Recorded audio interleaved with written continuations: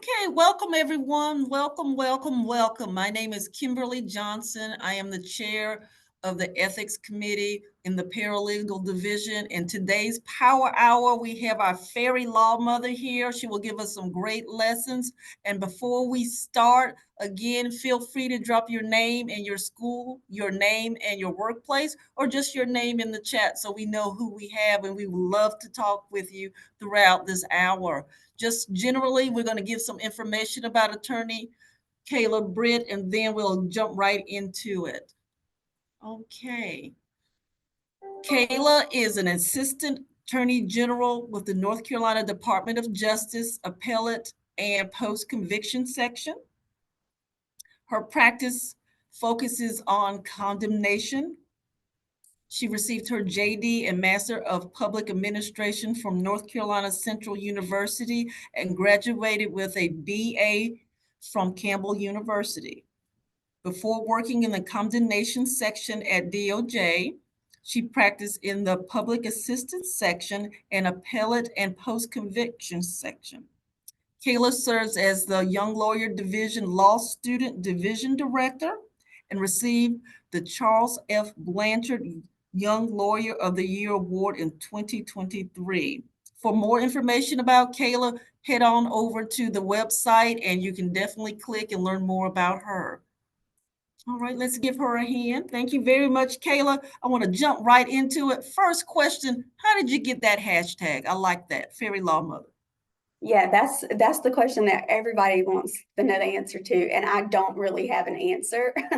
So it was December, it was Christmas of 21 or 22. I was home with COVID while the rest of my family celebrated Christmas, and I was quite bored, and I was like, you know what? I bet there are scholarships out there that law students don't know about.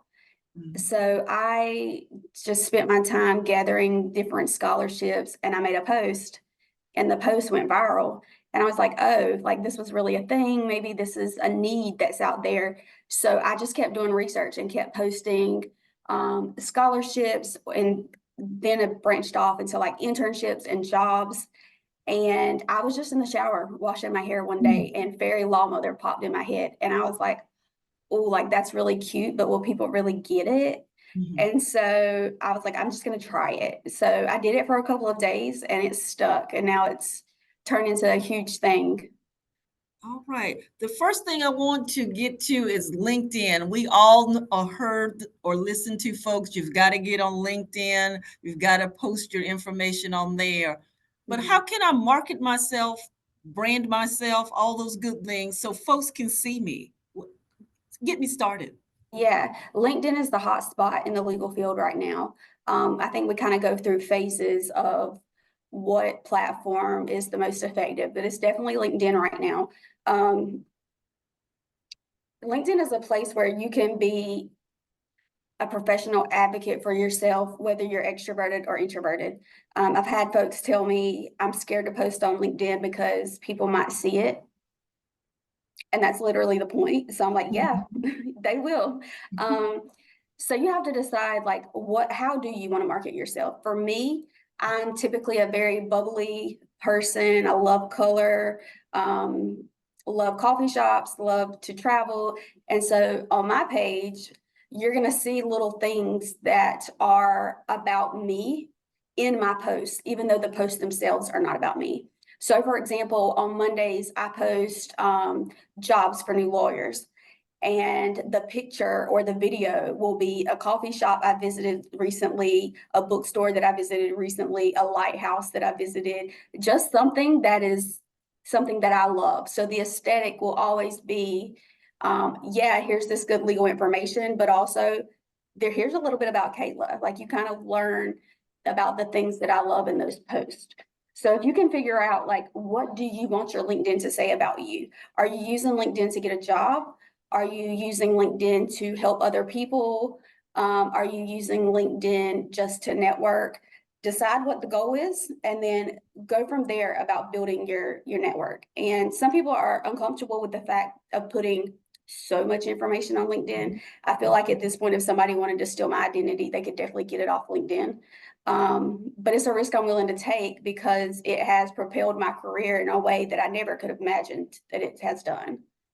Okay, can you share your page with us so we can look at it? Of course, give me just a All second. right. And again, folks, if you have your LinkedIn page up and running, feel free to bring that up and let's go through some things here. We all have a LinkedIn page. If not, you need to get one. All right, Kayla, walk us through your page and talk to us about it. Yeah, so I would start with your profile picture and the background picture. As you can see here, I am wearing a pink suit because, like I said, I like color and I try to bring that fun spark to a boring legal field. The background is actually this little park in downtown Raleigh. But these mushrooms were important because I use the mushroom emoji as my bullet points, and I'll show you that in just a second. So I kind of just tied everything in there from the top. I put the little description, assistant AG, fairy law mother, what I do. I provide resources for law students and young lawyers. And I put lupus thriver on there because part of my page you will see is lupus advocacy. And you can kind of look at the analytics to see how well your page is doing. Once you start posting and tagging other people and interacting with other people, you will see these statistics go up quite a bit. And if I'm a student, how should I set up my page? I'm a paralegal student. I'm trying not to get kicked out of school by posting something that's wrong or going into a discipline area, or I don't know as a student, what should I put on here that's appropriate? So, somebody, if I go get a job or go through an interview process, they're going to find this and say, well, no, I'm going to pass. So what should I navigate? What should I do? So you want to carefully consider what you're going to post. Consider the audience. Consider that no matter what you put on the internet, it's never going away, even if you delete it. And consider, would I like to read this aloud in a job interview? Okay. Would I be okay with my supervisor seeing that I posted this? And honestly, LinkedIn is a professional platform, so there really should not be any room for you posting things that could negatively impact your career, unless it's maybe like political. But take those things into consideration. Are you willing to read that out loud in courtroom? Okay, sounds good. I want to also pivot to our paralegals who are out there. Again, I'm working, maybe an entry level, a mid-career paralegal. How is this LinkedIn thing important to me and my going forward? So depending on your level of activity with LinkedIn, you can really connect with people and have relationships with people that you've never met in person. LinkedIn is great in the sense that you can be active without posting, and you can do that by reacting to other people's content, commenting, sharing that content. And folks really remember your name. Like if nothing else, they remember that name that they're always seeing interact with their posts. So for me, I often see law students who are sharing or liking or commenting. And then if I have an opportunity for a law student, I might reach out and say, hey, I've seen you pretty active on my page. Is this something you might be interested in? Sometimes they'll ask to meet me for coffee and we'll go do that. And I always keep a running list of these students and what they're interested in. And if I see jobs open up, I could forward that information to them. So you can really use this as a way to make those connections, potentially get future jobs, and if nothing else, be on the lookout for jobs. So in your opinion, is LinkedIn a great, good, or meh place to find a job? I would say LinkedIn is a great place to find a job, and not necessarily in this job section that you see up here, but through communication on the app. So like talking with people. Don't be afraid to send a cold message to somebody and say, hey, like, I saw your background. I'm interested in X, Y, and Z. I would love to grab coffee with you. The worst they can say is no or don't respond. And you will run into some of that, but take that risk. Find something y'all have in common. If you went to the same school, if you like the same football team, like whatever that is, just find that commonality and reach out to them. Typically, people in the legal field really like to talk about themselves. So they're almost always going to be down for at least coffee. Okay. All right. Down for coffee. We're also down for your comments and questions. If you have one, of course, you can unmute and talk directly to Kayla, or if you want to drop a comment in the or question in chat, feel free to do that. While we wait on that, let's pivot a little bit, Kayla. Top do's and don'ts in as an attorney in the attorney paralegal relationship. Tell us what's maybe the top 3 do's if I'm working for an attorney, especially if I'm an entry-level paralegal. What are some Yeah. do's and don'ts? I think first and foremost, you've got to make sure that you clearly understand what the expectations are. Every attorney is going to be different. Even if you're working in the same office, managing 6 different attorneys, every attorney is going to want things done a certain way. You're going to have attorneys that are laid back and be like, yeah, I don't care. That looks good. I'll sign it. You're going to have attorneys that's like, I don't like the way this is formatted. I don't like that font. I don't like X, Y, and Z. So you really need to establish a firm understanding of what each attorney expects of you, so that you can perform accordingly. As paralegal students, it's important for you to understand that y'all kind of run the show. Once you're paralegals, not all attorneys know this, but not all attorneys will admit it, that shit don't get done without our paralegals. And so for that reason, you should always be respected by your attorneys. And if you're not, there are things that you can do about that. But you maintain your professionalism no matter how an attorney is treating you, and then you address that accordingly.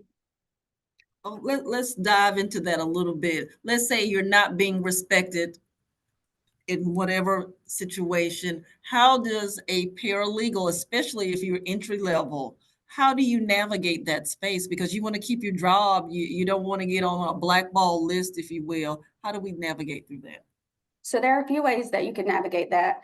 One, you could have a conversation with the attorney.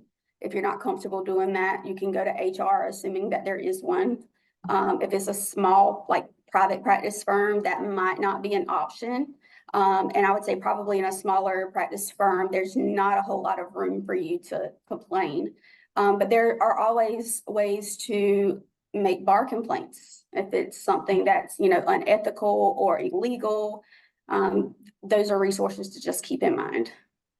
Okay, as we continue and move on, let's say, this disrespect is getting to the point where you want to move on to another employer.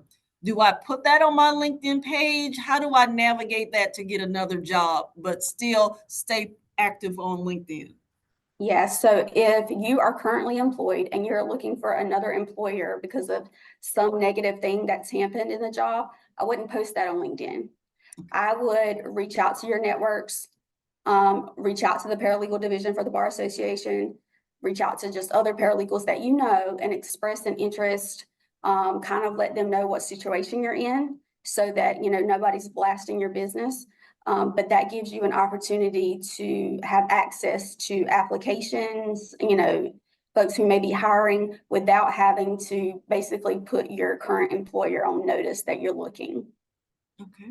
All right. Let's do a little pause. Again, if you have a question, feel free to unmute and talk directly to Kayla. If you feel you want to drop a comment or a question in the chat, we are open there.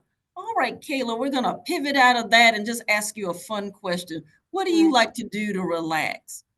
I love to paddleboard. I just got into paddleboarding last year, and honestly, I didn't think it was something that I would just pick up and want to do every day, but it is. I went last night and it was freezing cold on Lake Johnson, but it was the most beautiful sunset ever. And I will probably use that sunset picture in my content at some point. So be on the lookout for that.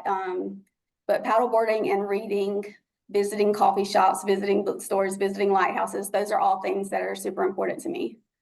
All right. Do you have a favorite song? A favorite song? A favorite artist, TV or singer, or even content maker? Not really. I love podcasts. So I'm not really up to date on songs and TV. What's your favorite podcast or podcaster? Oh my gosh, this is so embarrassing. Y'all are gonna judge me. No judging. I love Kel Lowry from Teen Mom 2, and she has 3 podcasts, and I subscribe to all of them. I know it's terrible, but I love them. Good, good. All right, now we're going to jump back into this professionalism. What's your definition of professionalism? I would say presenting yourself in the best light while respecting others, maintaining your ethical duties, but never losing who you are. I don't subscribe to professionalism having to be a black suit, pantyhose, whatever, you know. I think that you can very much be a professional and still be who you are. And I think that the folks who know me professionally will say, like, the Kayla you get is the Kayla you're going to get all the time, whether I'm doing a professional, you know, presentation or whether we're having dinner. So are you saying if I'm coming out of paralegal school or I'm in a transition, I need to be myself, or do I need to find somebody to emulate, or do I need to look on TV to find somebody to be like? I would never emulate somebody else because you're losing your authenticity when you do that. Be yourself and know what the line is. Obviously, like there are certain people that I have to speak to that I can't just talk to them any kind of way. So I just argued before the Supreme Court of North Carolina. Obviously, I couldn't talk to the justices the way that I'm talking to you right now. But you know your audience, and you can still be yourself and be respectful. But definitely, I wouldn't worry about trying to be like somebody else. All right, switching up a little bit, tell us about your legal journey, your law journey from Central to now. Just give us the big highlights. Okay, so I started law school right out of undergrad and was academically dismissed because I didn't have the 2.0 GPA that I needed to matriculate to the second year. But I really wanted to do law school, and I was like, y'all aren't getting rid of me that fast. So I went over to the Master of Public Administration building, applied for that, and ended up doing that for 2 years. Graduated valedictorian and then reapplied to law school. So the second round of law school, I was able to graduate a semester early with honors and a certification in constitutional law and civil rights. After that, I took the February bar because I graduated in December, passed it on the first time, and began clerking for Judge Reuben Young, who was on the Court of Appeals at that time. After he lost his election in 2020, I became a temporary attorney over at DOJ doing tort claims. So for example, if a school bus driver negligently causes an accident or leaves a kid on a bus, parents can actually sue the Board of Education. And so I was representing the Department of Public Instruction on those types of cases. I only did that for 2 months before I went permanent in appellate and post-conviction. And that was reading, researching, writing all the time. No interactions with clients, like literally just in the book all the time. I did that for about 1.5 years before I went over to public assistance, where I represented the Department of Health and Human Services on Medicaid appeals in the Office of Administrative Hearings. I did that for about 8 months before I was promoted into condemnation, where I am now. And essentially, when the state needs to do some type of highway project, and you see construction all over North Carolina, anytime they need to do that, if it's on somebody's property, the state can just take the property. So the state will file a complaint letting you know that they're seizing your property, they're giving you a deposit of what they deem to be just compensation. And I represent the Department of Transportation in those actions. And that's before superior courts across the state. All right, sounds good. Your journey is definitely interesting. Let me back up into your journey. Give us an idea, how do you overcome adversity? Of course, you said you had some issues initially applying, going through the law school process. You went over to another school, got paperwork there, came back at that. Just give us a sense of, you felt that you were down and out, but you rose like a phoenix, so to speak. Give us an idea of what was going on during that time period. Well, between that and some other things that had happened in my life, I was diagnosed with lupus at age 11. I took chemotherapy for 2 years. My parents divorced my sophomore year of college, and I was put in the middle of it. And so I no longer had any type of parental support after 18. I had been through things, and I knew that like I'm going somewhere in life, and the only way that I can get there is to just do it. And I don't really subscribe to like being embarrassed by failures or anything like that. And so I just did it. I knew it's what I wanted to do. I knew the time was going to pass regardless. And so I just did it. All right, let's get back into our attorney paralegal focus. All right, let's just say you're a mid-career paralegal and you're looking maybe to learn more from your attorney or attorneys, or maybe even looking at law school. Is there support for a paralegal to move forward, in the education or even moving out? How do attorneys receive a paralegal that's trying to do those kinds of things? Yeah, so I know several attorneys who were paralegals before they became attorneys. And we have a paralegal at the Department of Transportation right now who is in Campbell's Flex program. So, generally attorneys are going to welcome that because it provides you with more education and a heightened ability to help them with what they have you working on. I don't know how that works for private practice, but I know for the government, they're very receptive to having paralegals in law school or having paralegals sit in on things that they want to learn more about, because essentially at the end of the day, you're making our job more efficient.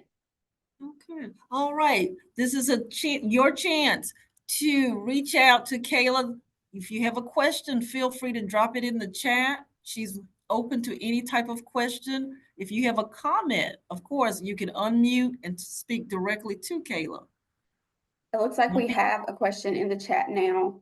Okay. How worthwhile is it upgrading to the premium version of LinkedIn for paralegals? For example, I'm not looking for a job, but I'm interested in making connections and accessing professional resources. Also, as a paralegal, I'm not in a position to bring in new business. I only go premium when they offer me a free trial. Otherwise, they're not getting my money. So I don't think you need it. I would simply consider, like, where do you want to go in your paralegal career? Do you want to go to private practice? Do you want to go to the government? Do you not care? You just want a job? Figure out what that is and start targeting people who work in those places. And you can look up like North Carolina Department of Justice paralegal, and like there will be a list of people who have that as their LinkedIn, like on their information on their LinkedIn. Same thing with a firm, like look up small firms, type the firm name in, and you can see if their paralegals have a page. But I wouldn't spend money on LinkedIn. Okay. Thank you, B. Cox. We appreciate that. Again, drop another comment or question in the chat. Tell us about the other social media platforms out there, Kayla, that you think are A+ or B, or stay away from. So I only operate on LinkedIn. Okay. I have been asked to do Instagram, TikTok, and I think those are the two main ones, because with the kind of following that I have, I could make money on the hashtag. However, I at no point want my hashtag to become a job or something I feel like I absolutely have to do, because then it takes the fun and the passion out of it. But I will say that if you are looking to grow your platform, or if you want to use social media as a form of income, then Instagram and TikTok is really where it's at right now. Okay, I want to focus a little on resumes. I know now folks want to always keep that handy, be it a one-pager or a two-pager. Give us your thoughts on a resume in general, what things that we need to focus, especially with you being a content person. What content do we need on that piece of paper? So anything that makes you stand out from other people need to be kind of at the top of your profile or the top of your resume.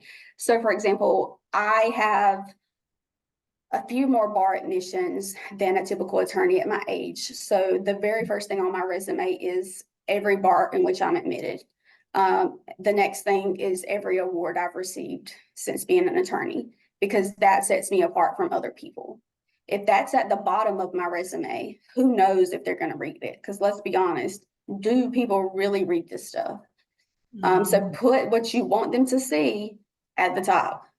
And then just make sure that your resume is easy to read. There's nothing more annoying than getting a resume that's hard to follow. Make sure your tense is accurate, past tense versus present tense, so it's clear what you are currently doing. And I would suggest, like, anytime you do something new, for example, I have a friend who just did her first petition for judicial review. As soon as she got out the courtroom, I said, go put it on your resume. If you don't, you're going to forget it. So anytime you do something new that might be substantial enough, like could have some type of impact on a future application, go ahead and put that in there as soon as possible so that you don't forget about it later. All right, that sounds good. Yeah, I've got to remember, as soon as I do it, put it on that piece of paper and put it on LinkedIn. As we continue through there, some pitfalls just in your mind as you go through things. What are some pitfalls? It could be on social, it could be resume, it could be in the office, it could be networking. Give us some pitfalls that you know, I went through this, don't do it, or I saw my good friend go through this, don't do that. Yeah, so the biggest pitfall I've had from LinkedIn is that people recognize me in public. And I was leaving work one day, walking to the parking deck, and when I put my book bag on, I didn't realize that it had pulled my dress up in the back. And this lady is screaming at me, and she's like, ma'am, ma'am. And finally I turned around because I didn't realize she was talking to me. And she was like, fix your dress. And I was like, oh my God. So I fixed my dress, and we went our separate ways. I got in the parking deck and got in the elevator, and she's in there, y'all. She says to me, you're Kayla, right? Oh, wow. It's like, how do you know me? And she's like, LinkedIn. And I was like, oh my God. Okay. So that was a time where I was like, forget that hashtag. But it made for a very funny networking opportunity. She was an attorney, and it was a good story. But other things to consider, how your attorneys, every attorney is going to feel differently about you. Just like I said, every attorney is going to have their own expectations. So it's just your responsibility to get the work done first and foremost. That's what matters. If you're not sure about something, just ask. If you feel like it's a stupid question, so what? That's how you learn. And if you feel intimidated to ask a specific person a specific question, go ask somebody else. And if it turns out that, you know, the answer you need has to come from the person that you're intimidated by, just do it. Just do At the it. end of the day, these people are people. And just because they have a degree doesn't make them any smarter than you, any more important than you, anything. So just do what you got to do to get your job done.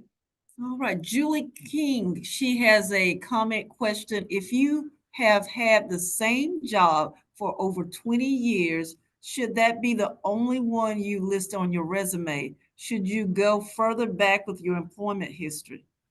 Good question. I wouldn't go any further back unless there's something in there that might spark a conversation in a job interview, or like maybe land you a job interview. So for example, I worked at Rite Aid when I was in college. If I want this job to know that I've had interactions with elderly people, let's say, okay, so when I was working in the public assistance section, doing Medicaid appeals, I had to talk with elderly beneficiaries on the phone all the time. And the employer liked that I had lots of communication with older people at the pharmacy that I worked at. So I knew how to interact with that particular audience. Same with Wheels for Heroes.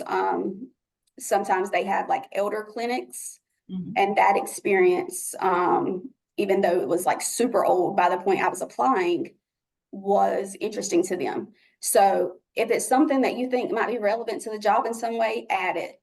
Otherwise, I wouldn't put anything else on there. Okay, again, any questions, comments, feel free to drop them in the chat. Another question I have is, get us behind the scenes. When you're interviewing for a paralegal or even a law clerk, what do you really want from that person? You know, this is the time you can tell us. You're among friends. You can tell us what you're really, really looking for. So by the time you get to an interview, they've already decided you were qualified, or else you wouldn't be in the interview. So the interview is to see if they like you. Mhm. So that's where it's your time to shine. Show them what it would be like to work with you. You can be yourself. I don't think I've ever been in an interview where I didn't make the people laugh. It wasn't intentional, but like I was being myself, and that's how it comes across. So the interview is really the time to sell yourself. Don't be modest. Don't be cocky, but don't be modest either. They have you there for a reason.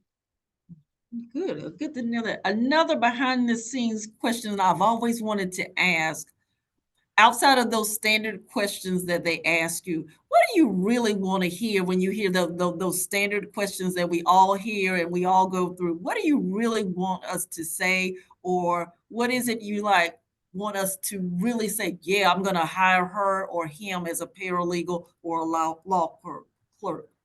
It's always good to see that a person has the ability to be organized, to maintain a large amount of files, to be able to prioritize the files based on deadlines.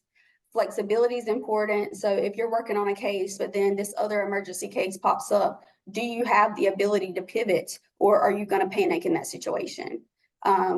So they're looking for people that can be flexible, and these are trigger words: flexibility, organization. Let's see what else. The ability to work with everybody, not including just the attorneys. Like there are going to be other people that you are working with, whether that's clients, whether that is other support staff, supervisors on a higher level. So you want that you want to have that ability to have effective communication. Timeliness is important. Okay. And that goes for like showing up to work on time, or like filing something on time. If you are familiar with e-filing, I would say right now, if you can get an e-filing training, do it and put it on your resume, because it's brand new in North Carolina. They're rolling it out to little, like small counties at a time. And a lot of us don't really know how to operate it, myself included. Like I'm having to go through training as well. If you can get proficient in e-courts and put that on your resume and talk about that in your interview, I would say that would move you up a few notches. All right. All right. You heard that, folks. You heard that from Kayla. E-filing, e-course, all of that good stuff. If you need to reach out to Kayla, how can they reach out to you, Kayla? They have You questions. can message me on LinkedIn. The hashtag is Fairy Law Mother. You're welcome to message me at any time. All right. Now we're going to pivot out. Do you have a favorite food that you like? A favorite food, favorite drink? Cake is my favorite food in all forms, like pancakes, birthday cakes. If Mhm. it's a cake, you can count me in. Favorite drink, I just drink water most of the time. I Okay. drank way too much alcohol this weekend, so I can't do that Mm. for a very long time. All right. I like pancakes too. I could live at IHOP. I could live at IHOP. Yes, so could I. Breakfast all day, every day. Yes. All right. Work-life balance. We as women, and even if there are young men and men out there, how do we do that work-life balance thing? They always talk about that. So for me, working with the state, like essentially provides you with that balance. In my experiences, I've never really felt like I had so much work that it had to bleed into my personal life. So working for the state to me is an ideal situation. Now, I don't know if that's true for paralegals in the state, because typically paralegals are going to have a heavier caseload than I have, because they're managing so many attorneys at one time. And there's a huge shortage of paralegals in the government right now. So one paralegal might be balancing the work of 2 or 3 paralegals. But you have to decide what your boundaries are. If you're working from home, if you get off at 5, get off at 5, close the computer. Don't continue to 6 or 7 or 8. Close the computer, pick it up tomorrow. Most of this stuff can wait. If it's not an emergency, there's no reason why you should be working on it on your personal time. All right, let's jump back into LinkedIn. I've had some folks tell me about that picture. They always say your picture should look a certain way. Should you have a suit on? Should you have enough makeup on? The hair, should it be outside? Should it be inside? Can you give us some guidance on that LinkedIn picture? I think that's really depends on the person. For me, when I had the headshot done, that's on my profile, I wanted to look recognizable. So if I walked into a room, I wanted you to know that was me. Like I wasn't trying to catfish anybody. So my hair and my makeup are not professionally done. My suit is bright pink because that's my brand. It was indoors because it was a free headshot from the NCBA. And I think that's important because headshots are expensive. So take advantage of free headshots. But honestly, it just depends on how you're trying to market yourself. I'm trying to market myself as personable and fun. That's what my picture says. All right. So let me stay there. If I'm a paralegal student and I don't know how to market myself, I don't know if I should be fun, should I be authentic, should I be a cookie cutter? What are some tips you can give me? I'm trying to figure it out, kind of thing. What can you help me figure it out? So cookie cutter is never going to stand out. You're going to blend in with the rest of the folks and you're not going to make it. Find things that matter to you. Write an article. It doesn't have to be like a cited article. It doesn't have to be in depth. Write something about why you wanted to go to paralegal school or what your background is or an area of law you're interested in. Little things like that and posting it gets your name and your face out there more. But if it's not something that you're actually passionate about, it's going to seem like a chore. But if you find something that you really like talking about, it's like fun.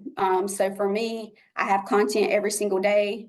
I'm not actually on LinkedIn every single day, but I schedule out my content at the end of the weekend for the rest of the week.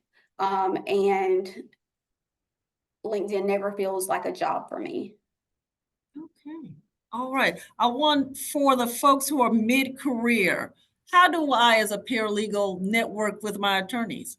Sometimes folks are kind of in that gray area. How do I network with my attorneys? Yeah, I work for him or her. Yeah, we have a working relationship, but sometimes you just need to network with them to move forward in your career or move forward in the office. So help me do that one too. Maintaining that relationship with the attorneys is very important. And sometimes it just comes down to talking to them. Like your conversations with your attorneys doesn't always have to be about work. You'll get a feel for which attorneys are willing to talk about things outside of work and which aren't. But make sure you are just keeping a rapport with that attorney. If they're going on vacation somewhere that you have been or would like to go, mention it in passing, like just have a small little conversation. Make sure that you are maintaining good communication when you have questions about your work. Because that's one of the things that if you need them as a reference in the future, they're going to talk about, this person was willing to ask questions. This person didn't spin her wheels for 3 hours before she got what she needed, but she also did the research before she came to me. Those kind of things are important.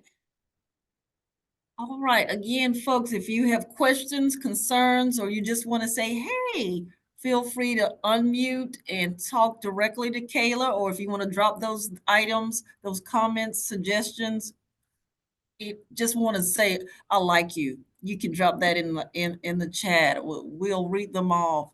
Okay, I want to go back. Do you like sports, Kayla? I know you have to relax. No sports.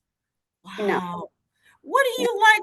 What do you like that would be different? I know you said you don't watch TV or have a favorite. Yeah, I'm an adrenaline junkie. So I have bungee jumped in South Africa.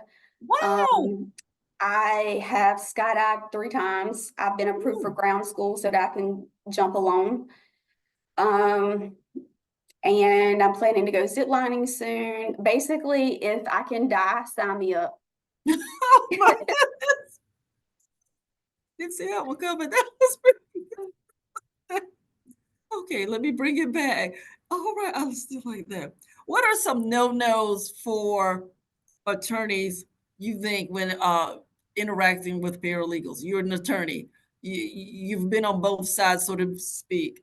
Tell us, tell us what you say as an attorney. That's a no-no. I shouldn't do that with my paralegal. Or that's a no-no. Maybe I shouldn't have said that to my paralegal. Things like that. So in my experience, I've had really good experiences with my paralegals. And in fact, my former paralegals that I no longer work with, if I have a question or if I need something done, all I gotta do is say the word and they're gonna help me because I built that relationship with them. As an attorney, if I knew my paralegal was overwhelmed, had a lot of work on her plate, she was going above and beyond to do her job, I might bring her breakfast or coffee. That's not something attorneys have to do, but I think that it shows paralegals that we appreciate them and it creates that relationship that will sustain past that job. And for paralegals, I would just say be respectful when you're talking to attorneys. Some attorneys' heads are big and they do feel like they're better than you. So you just have to take that into consideration when you're having the conversations. And you'll get a feel for these attorneys. Like you will know who the people are that you can go to and just shoot the breeze with versus who you got to go to and be careful so they don't think you're not doing your job. Okay. One All of the right. worst things to say to an attorney is I don't know without having done the research before you said that. All right. As we go toward the end of our discussion today, if there's some tips you could give us, what will be 3 tips? Titanium tips. One, there is not a fairy law mother of the paralegal world. There is room for somebody to create their own platform surrounding paralegals. And I'm happy to talk to anybody who wants to take that over to help you brainstorm what that would look like. 2, when you're on LinkedIn, I'm going to go back and reinforce the reacting to posts, commenting on posts, sharing posts. The folks whose posts you are interacting with, they're seeing your name. I have recommended law students for internships because they showed up on LinkedIn so much. Like I saw how well they were doing writing articles, like attending events and stuff. And I'm like, yeah, I've got a good recommendation for you. I've never met her, but on LinkedIn, she's doing everything she needs to do. So keep that in mind, like your interactions really matter. And 3, don't just stay on LinkedIn. Get out in the community, attend the Bar Association events, meet other paralegals for coffee, meet attorneys for coffee, meet me for coffee. Let's talk about how we can like progress what you want to do or plan what your future looks like. Those are the big 3 things for me. All right. All right. Again, Attorney Kayla Britt. Attorney Kayla Britt, thank you very much for being here. I enjoyed it. I hope everyone out there enjoyed it as well. Let's give her a hand. Thank y'all so much for having me. I always love doing this. All right. Thank you very much, and you have a good day. You too. All right. Have a good day, everyone.